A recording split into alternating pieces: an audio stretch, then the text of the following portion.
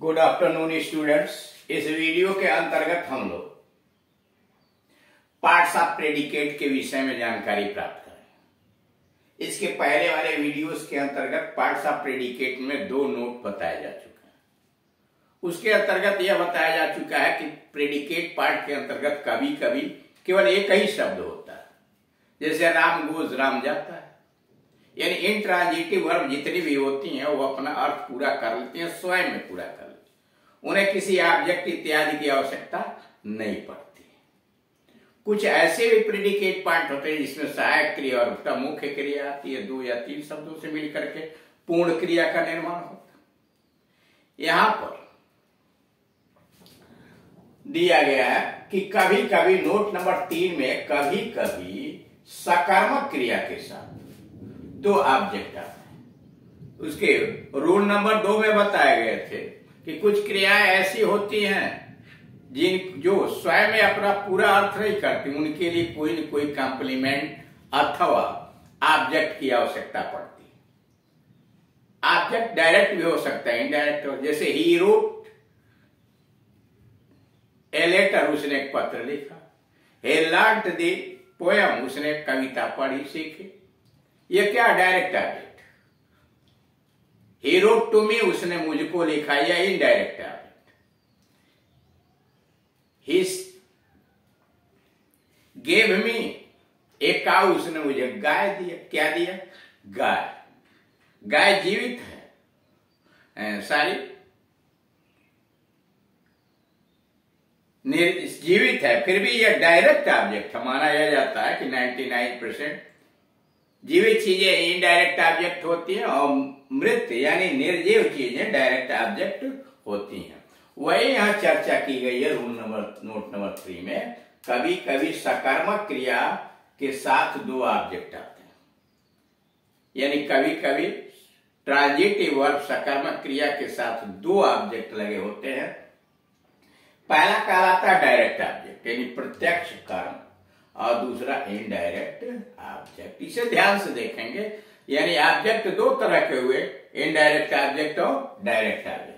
अब direct object प्रत्यक्ष कर्म किसे कहते हैं? एक वस्तु निर्जीव को, यह वस्तु यानी निर्जीव को बताता है। डायरेक्ट ऑब्जेक्ट निर्जीव चीजों की तरफ संकेत करता है तथा क्रिया के पहले क्या यानी व्हाट प्रश्नवाचक शब्द लगाकर प्रश्न करने पर उत्तर में प्राप्त होता है। डायरेक्ट ऑब्जेक्ट क्रिया के पहले हिंदी में क्या लगाकर, अंग्रेजी में व्हाट लगाकर प्रश्न कीजिए। उत्तर में जो शब्द या शब्द समूह प्राप्त होगा वही डायरेक्ट ऑब्जेक्ट होता है। साधारणतया या इनडायरेक्ट ऑब्जेक्ट में के बाद में प्रयुक्त होता है। सामान्यतः जब हम वाक्य लिखते हैं, बोलते हैं, तो इनडायरेक्ट ऑब्जेक्ट के बाद में इसे लगाया जाता है। जैसे Ram gave me a book, इसमें मी इनडायरेक्ट ऑब्जेक्ट है। ए बुक, राम ने मुझे एक पुस्तक दिया, इसमें ए बुक डायरेक्ट ऑब्जेक्ट है। क्यों है? प्रश्न करके देखिए। Ram gave me a book, gave क्रिया है, इसके पहले क्या लगा दिया? राम ने मुझको क्या दिया। प्रश्न हुआ व्हाट डिड राम गिव मी, राम ने मुझको क्या दिया? एक कलम दिया, ठीक नहीं, एक पुस्तक दी। उत्तर में मिला राम ने मुझको क्या दिया। What did Ram give me, a book आया। ए बुक जो है इसमें डायरेक्ट ऑब्जेक्ट है, ठीक।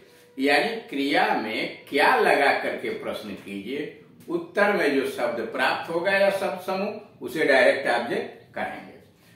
अब ये विशेष कभी कभी डायरेक्ट ऑब्जेक्ट सजीव भी आ सकता है, जैसे ऊपर आया है ना, यह निर्जीव वस्तु को बताता है, लेकिन कभी कभी सजीव भी आ जाता है। इंग्लिश में आप जानते हैं कि कोई भी नियम 100% लागू नहीं होता, उसका अपवाद है, तो यह अपवाद स्वरूप। जैसे ही gave me a cow, a book को हटाया, वहां काउ लिख दिया। ही गेव मी ए काउ, उसने मुझे गाय दी। ही गेव मी ए सर्वेंट, उसने मुझे एक नौकर दिया। वर्ब के पश्चात डायरेक्ट ऑब्जेक्ट आ सकता है। करक क्रिया के बाद डायरेक्ट ऑब्जेक्ट आ सकता है। डायरेक्ट ऑब्जेक्ट एक नाउन या प्रोनाउन होता है। कर डायरेक्ट ऑब्जेक्ट वर्ब के बाद आ सकता है। डायरेक्ट ऑब्जेक्ट एक नाउन या प्रोनाउन होता है जिस पर वर्ब का सीधा प्रभाव पड़ता है, यानी क्रिया का सीधा प्रत्यक्ष प्रभाव डायरेक्ट ऑब्जेक्ट पर पड़ता तथा सब्जेक्ट से सर्वथा भिन्न व्यक्ति या वस्तु होता है। डायरेक्ट ऑब्जेक्ट सब्जेक्ट से सर्वथा भिन्न व्यक्ति या वस्तु होता है। अब आइए दूसरे नंबर पर इनडायरेक्ट ऑब्जेक्ट, अप्रत्यक्ष कर्म। यह कोई प्राणी या पर्सनल प्रोनाउन होता है। यह कोई प्राणी, राम श्याम मोहन इत्यादि जो भी प्राणी जीवित प्राणी होता है या पर्सनल प्रोनाउन होता है। यह क्रिया में किसको या किसे हु लगाकर प्रश्न करने पर उत्तर में प्राप्त होता है। करा इनडायरेक्ट ऑब्जेक्ट प्रत्यक्ष कर्म, यह कोई प्राणी या पर्सनल प्रोनाउन होता है। यह क्रिया में किसको या किसे हु लगाकर प्रश्न करने पर उत्तर में प्राप्त होता है। साधारणतया यह डायरेक्ट ऑब्जेक्ट के पहले प्रयोग किया जाता है, जैसे सी बाट मी ए वाच, यानी क्रिया के पहले किसको या किसे whom लगा करके प्रश्न कीजिए, उत्तर में जो शब्द या शब्द समूह मिलेगा वह इनडायरेक्ट ऑब्जेक्ट होगा। वाक्य लिखते समय सामान्यतः इनडायरेक्ट ऑब्जेक्ट को आगे लिखते हैं और उसके बाद डायरेक्ट ऑब्जेक्ट को लिखते हैं। जैसे सी बाट मी ए वॉच, मी क्या है, उसने खरीदा, तो किसको किसे खरीदा, मी मुझके मेरे लिए, ये वॉच क्या खरीदा है, घड़ी खरीदा। नोट नंबर 4, इनडायरेक्ट तथा डायरेक्ट ऑब्जेक्ट के स्थान में परिवर्तन करके भी लिखा जा सकता है। अभी बताना कि सामान्यतः किया जाता है कि वर्ब के बाद इनडायरेक्ट ऑब्जेक्ट पहले रखा जाता है, फिर डायरेक्ट ऑब्जेक्ट रखा जाता है, लेकिन इसका स्थान बदल करके, यानी पहले डायरेक्ट रखा जा सकता है, दूसरे नंबर पर इनडायरेक्ट ऑब्जेक्ट रखा जा सकता है। यदि डायरेक्ट ऑब्जेक्ट पहले और इनडायरेक्ट ऑब्जेक्ट उसके बाद में लिखा जाता है तो इनडायरेक्ट ऑब्जेक्ट के पहले टू या फॉर का प्रयोग किया जाता है। यानी वाक्य में अगर पहले डायरेक्ट ऑब्जेक्ट आपने लिखा और बाद में इनडायरेक्ट ऑब्जेक्ट लिखा तो टू या फॉर प्रीपोजिशन का प्रयोग करना पड़ता है। Note number 5, subject, indirect object और डायरेक्ट ऑब्जेक्ट तीन भिन्न व्यक्ति या वस्तु होते हैं। किसी वाक्य में करा सब्जेक्ट है, इनडायरेक्ट ऑब्जेक्ट है, डायरेक्ट ऑब्जेक्ट है, ये तीनों भिन्न व्यक्ति या वस्तु होते हैं। टेबल नंबर 5, अब इसको समझिए। Subject, predicate. प्रेडिकेट में यहां तीन भाग दर्शाए गए हैं, वर्ब है, ऑब्जेक्ट इनडायरेक्ट, ऑब्जेक्ट डायरेक्ट, यानी पहले डायरेक्ट ऑब्जेक्ट लिखा है फिर इनडायरेक्ट ऑब्जेक्ट लिखा है। वाक्य नंबर 1, मोहन गेव, क्रिया के कालम हो गया गेव, मोहन गेव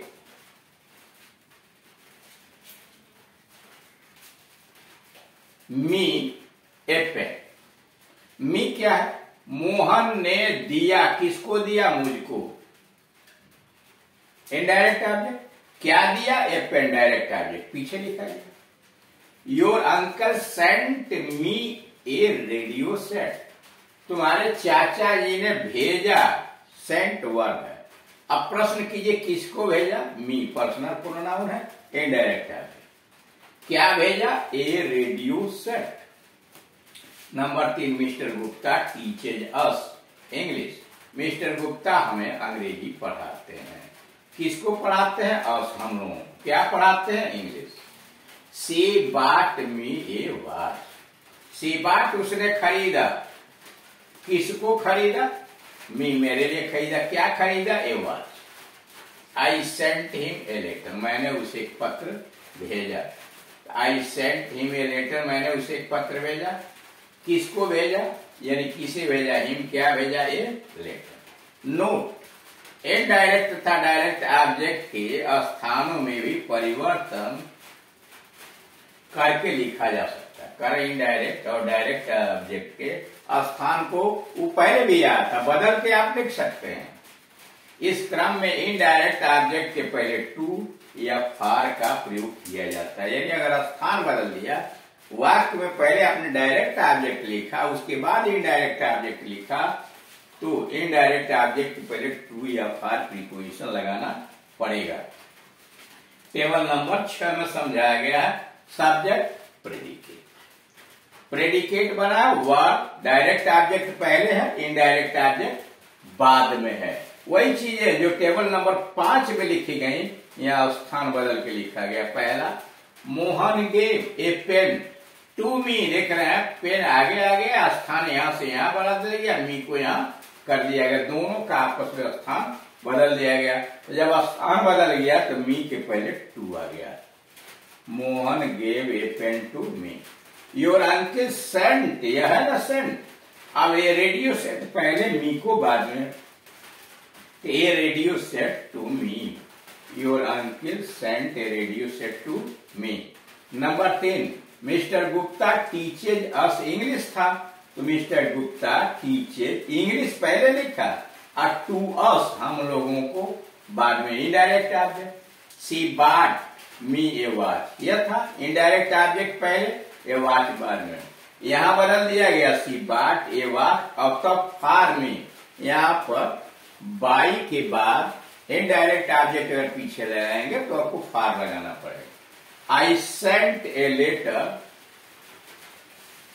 मैंने एक पत्र भेजा, सॉरी फॉर हिम नहीं, to him.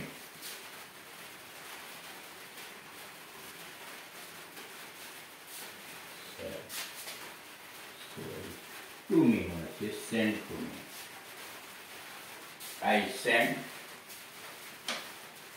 A letter to him. अब इस प्रकार से आप देख रहे हैं कि इसमें आपको मुख्य रूप से यह समझाया गया कि ऑब्जेक्ट दो तरह के होते हैं, एक इनडायरेक्ट ऑब्जेक्ट और डायरेक्ट ऑब्जेक्ट। कभी कभी कुछ क्रियाओं के साथ दोनों ऑब्जेक्ट आ जाते हैं, और जब दोनों ऑब्जेक्ट आ जाते हैं तो कैसे पहचानेंगे?